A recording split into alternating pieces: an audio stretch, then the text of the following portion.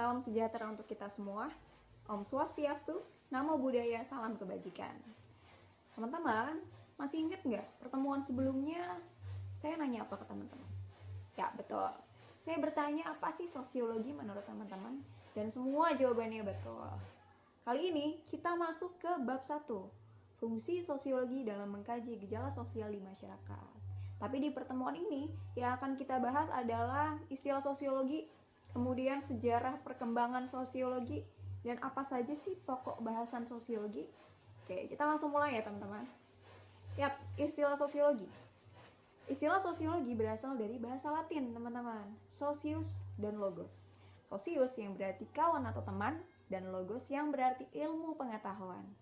Dan ungkapan ini dimuat pertama kali dalam bukunya Auguste Comte yang berjudul Course di Filosofi Positif tahun 1798 sampai 1897. Dan menurut Auguste Comte, objek kajian sosiologi adalah manusia dan masyarakat yang dipandang saling berkaitan secara keseluruhan. Tapi sebelum itu, ilmu kajian sosiologi ini sudah diperkenalkan sebelumnya oleh Ibnu Khaldun. Dulu diperkenalkan dengan nama ilmu tentang kemasyarakatan dalam bukunya yang berjudul De Muqaddimah. Karena itu, Ibnu Khaldun disebut sebagai peletak batu pertama dalam sejarah kajian sosiologi sebagai ilmu. Oke, kita masuk ke sejarah perkembangan sosiologi. Sejarahnya dimulai pada saat revolusi industri dan revolusi Prancis, teman-teman. Revolusi industri yang pada saat itu terjadi tahun 1750 sampai 1850 dan revolusi Prancis tahun 1789 sampai 1799. Kala itu bermunculan masalah-masalah besar akibatnya. Ada masalah seperti eksploitasi, urbanisasi, demokratisasi. Nah, itu semua membuat Auguste Comte resah. Auguste Comte merasa harus ada disiplin ilmu yang bisa memecahkan masalah-masalah besar tersebut. Nah, akhirnya Auguste Comte membuat instrumen penelitian sosial dengan didasarkan pada metode ilmiah. Setelah itu, sosiologi mulai berkembang pesat. Lebih jauh, Auguste Comte membuat penjelasan sosiologi, memaparkannya dalam bukunya yang berjudul Course de Philosophie. Dan setelah itu, muncullah orang-orang intelektual yang memberikan gagasan-gagasannya. Seperti muncul Herbert Spencer, ada Karl Marx, Emile Durkheim, dan yang lainnya. Di dalam sosiologi ada 4, teman-teman. Ada fakta sosial, tindakan sosial, realitas sosial, dan khayalan sosiologis. Fakta sosial. Fakta sosial adalah cara bertindak atau berperasaan yang berada di luar diri kita dan memaksa kita untuk melakukan tindakan tersebut atau hal tersebut. Jadi ada sesuatu di luar diri kita yang memaksa kita untuk melakukan itu. Contohnya apa sih, Bu?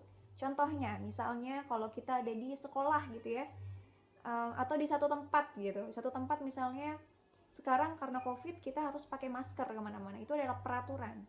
Sebenarnya kita, ngap nih pakai masker, nggak bisa nafas misalnya gitu. Atau kebetulan lagi pilek nih, jadi nggak enak kalau pakai masker.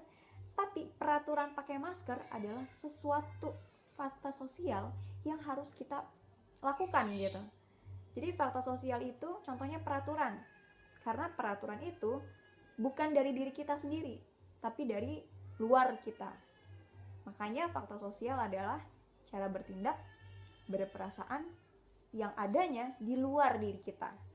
Itu maksudnya fakta sosial. Dan contohnya misalnya peraturan yang ada di lingkungan kita. Oke, tindakan sosial.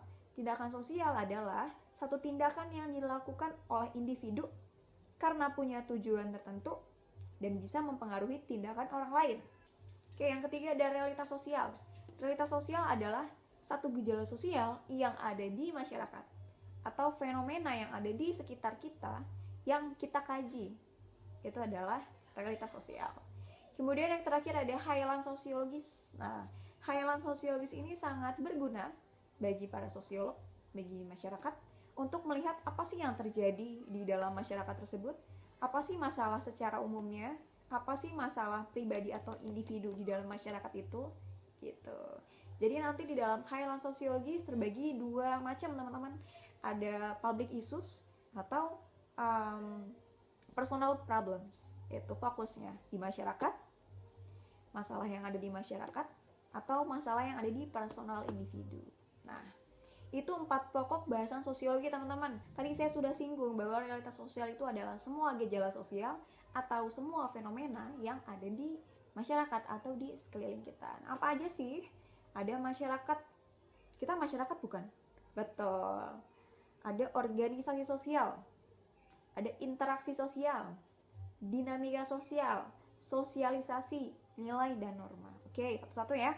Kalau masyarakat itu apa sih, Bu? Nah, masyarakat adalah sekumpulan individu atau sekumpulan organisme yang terbentuk dalam satu hubungan, gitu ya. Organisasi sosial, secara formal lagi ada satu pola di dalamnya yang terorganisir, gitu ya. Organisasi sosial atau kelompok sosial. Kemudian ada interaksi sosial. Nah, interaksi sosial adalah hubungan timbal balik antar individu dengan individu, individu dengan kelompok atau antar kelompok. Di dalam interaksi sosial ada kontak dan komunikasi, teman-teman. Kontak dan komunikasi. Tidak bisa dikatakan interaksi sosial jika tidak ada kontak atau tidak ada komunikasi. Misal gini deh, kita kalau misalnya mau ngechat gebetan misalnya gitu ya, otomatis kita harus punya kontaknya, bukan? Kalau kita nggak punya kontak, kita nggak bisa chat gitu ya. Jadi kontak si gebetan gitu ya, komunikasi, pesan atau maksud atau tujuannya. Ngapain sih kita chat gebetan? Misalnya gitu. Dan quotes-nya George Simmel. Mereka yang terdidik mengerti bagaimana mencari apa yang tidak diketahuinya. Oke, sekian pertemuan hari ini. Kurang lebihnya mohon maaf. Assalamualaikum warahmatullahi wabarakatuh.